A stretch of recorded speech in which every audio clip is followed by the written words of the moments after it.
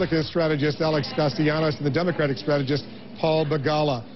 First to you, Alex, are the Iowa Republicans really being energized by this whole process in a way that Iowa Democrats right now aren't?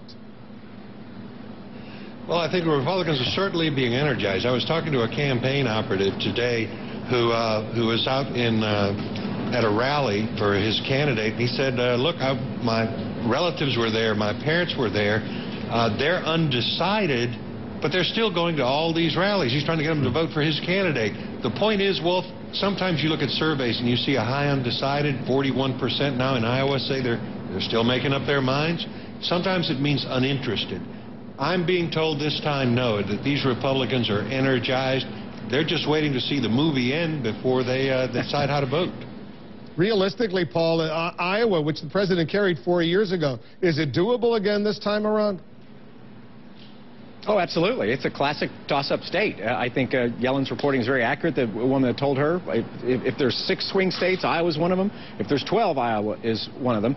I checked with the local Democrats here, and what they pointed out is the largest political organization in Iowa by any presidential candidate is Barack Obama's. It's bigger than any of the Republicans.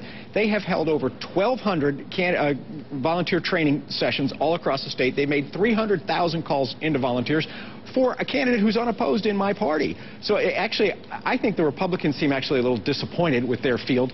The Democrats are very energized by the Republican field. Not only do they love President Obama, but they love seeing this train wreck of a Republican primary. It's energizing my party as much as Alex's. I think it's actually working the other way around, that Republicans are energized by one of the great leaders of the Republican Party, Barack Obama, who the Republicans all agree, no matter which candidate they're going to end up supporting, Republicans are ready for a change. When you look at Romney, the front runner here in Iowa now, the main reason voters are supporting him is electability. They think he can beat Barack Obama.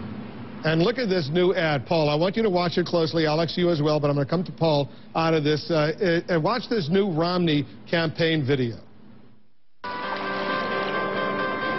We appreciate all of you coming out this morning so early and being here and caring. I think we all care right now. I think we're all concerned about our country.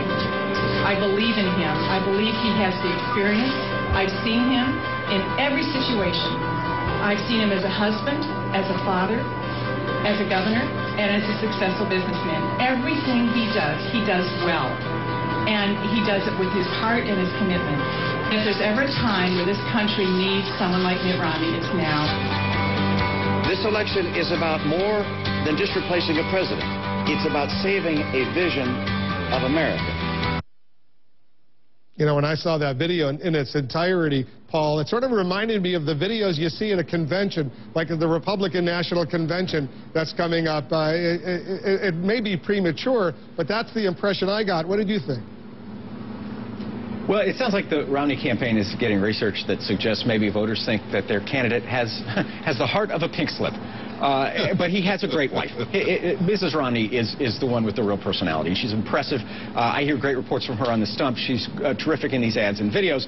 And so sometimes when you lack an asset, like in the case of Mitt Romney, like personality, warmth, compassion, you can import it, though.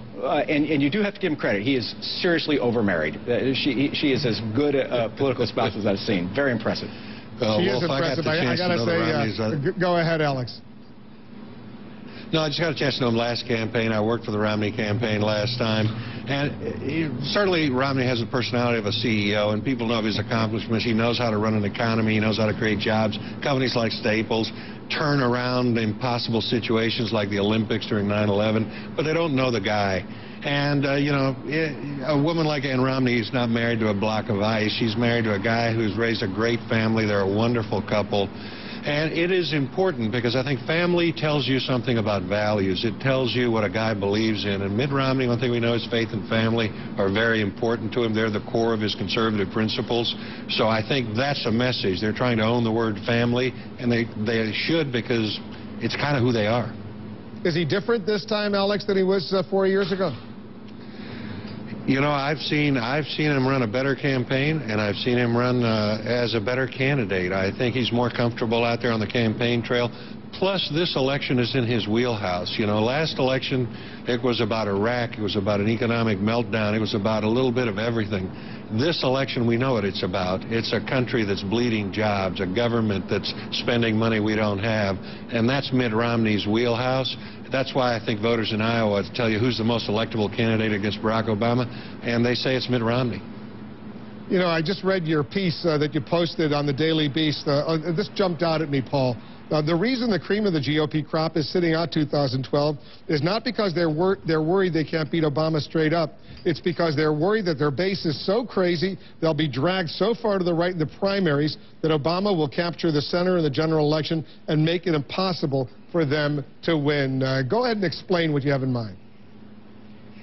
Well, it's always the tension in a party between, you know, your true believers and those moderates you need to win. And the Republicans have decided that they're going to let the inmates run the asylum. So they can't just say, well, let's take a look at EPA regulations, for example, on the environment. They're saying, let's abolish the Environmental Protection Agency altogether. They can't say, look, I'm pro-life on abortion, I'm not pro-choice. They have to outlaw abortion even in cases of rape and incest. Rick Santorum doesn't even approve of contraception and thinks the government should have the right to tell married couples they can't use contraception. These are positions that are so far outside the mainstream on a whole host of issues that it's just going to cripple them in the general election. I mean, it's good for the Democrats, but it's not good for the Republicans when your extreme is driving the train.